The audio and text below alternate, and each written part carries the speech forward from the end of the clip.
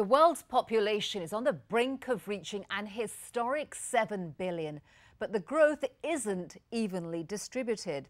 While nearly 80 million people are added every year, many countries, especially in Eastern Europe, are actually losing population. One of them, the former Yugoslav Republic of Macedonia, has come up with an inventive plan to try to solve that problem. But will it work?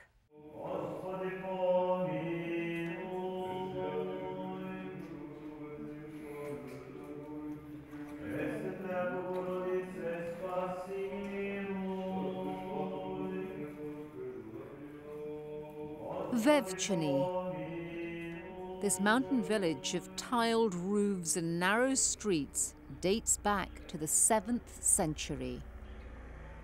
Set in the western region of the former Yugoslav Republic of Macedonia, the village feels barely touched by time. Vevčani is a wonderful place. It has everything you need for a peaceful, quiet life.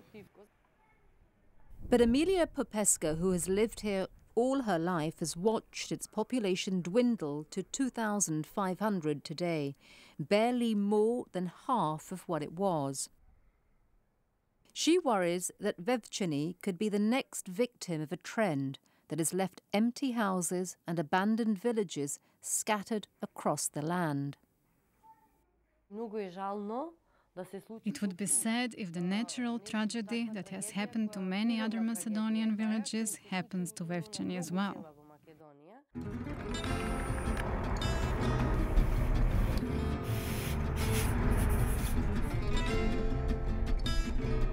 The country's population is shrinking as people leave for opportunities abroad, and its birth rate has plummeted as women increasingly delay starting families in pursuit of their education and career.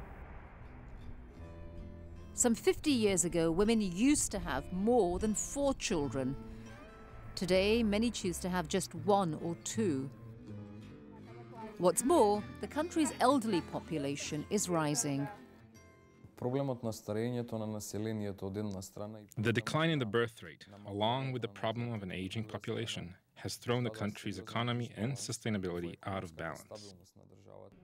Spiro Ristovski, the country's deputy Labour and Social Policy Minister, says raising the fertility rate, on average nearly 1.5 children per woman, is a necessity for this tiny Balkan nation. A United Nations Population Fund, or UNFPA, report predicts this country of 2 million could lose 15% of its population in the next 40 years. As we're developing a society, we cannot afford to lose population. And so, the government has come up with a bold strategy to make sure that that doesn't happen. And they're using a classic motivator: money. In 2008, the government began paying families to have a 3rd child, 120 euros a month for 10 years, more than 1/3 of the average monthly income. For Emilia, this offer was about to force her to question her own priorities. As one of the only 2 women in her village to attend university, Emilia waited to marry until she was 25 years old. In the past, girls used to marry after high school at 18, and that's it. After she had 2 daughters, Emilia landed a job as the finance manager for the local hospital. Her husband Vlado opened his own business. He then wanted to have a 3rd child, a boy. The most important thing in the family is the birth of a boy,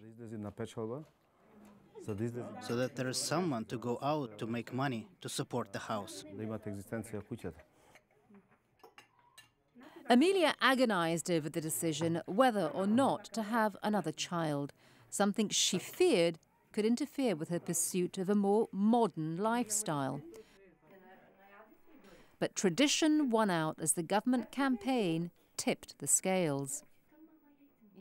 It would be bad and sad to forget and see our heritage erased and destroyed. How can I contribute? I can only give birth to a child. In 2011, Emilia gave birth to a boy, Ljubcho. But on the other side of the mountains in Skopje, the capital of the former Yugoslav Republic of Macedonia, another woman, Tatiana Loparski, is not persuaded by the government's financial incentive. The government thinks that if he's going to give to somebody €120 per month, he's going to have third child. The expenses are much more than €120. As an only child herself, Tatiana was accustomed to privilege. She graduated from college with a journalism degree, worked as a television news anchor, and later as a spokesperson in the cabinet of the country's president.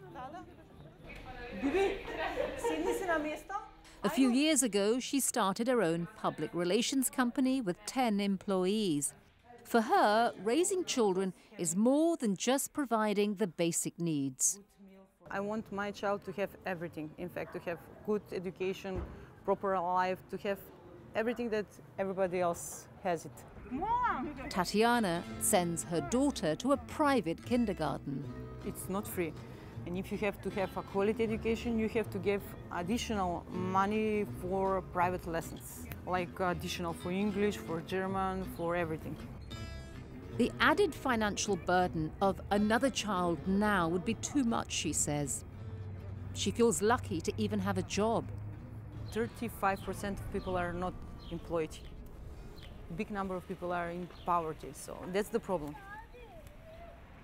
I think that the government should invest money in factories to make another kind of employment policy.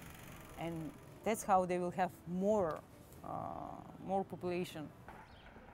A recent report from the State Statistical Office shows that the number of families with a third child rose some 13% in just 1 year. But whether or not these births are related to the government incentive policy is still too early to say. Deciding family size is a complex issue involving many factors and should not be exclusively financial, says UNFPA's Tatiana Sikoska. If we look at the story of Emilia and story of Tatiana, we would see that the persistence of the tradition, the culture, which is more prevalent in rural settlements, is a strong pushing factor for a woman to decide to go for 2, 3, 4 or more children. Helping communities thrive could be one of the solutions to the country's population problem and salvation for its dying villages, some 150 of which are entirely abandoned, and more than 450 are at risk of becoming totally empty.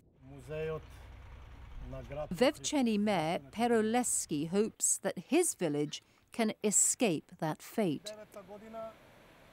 He believes it's important to both grow the economy through tourism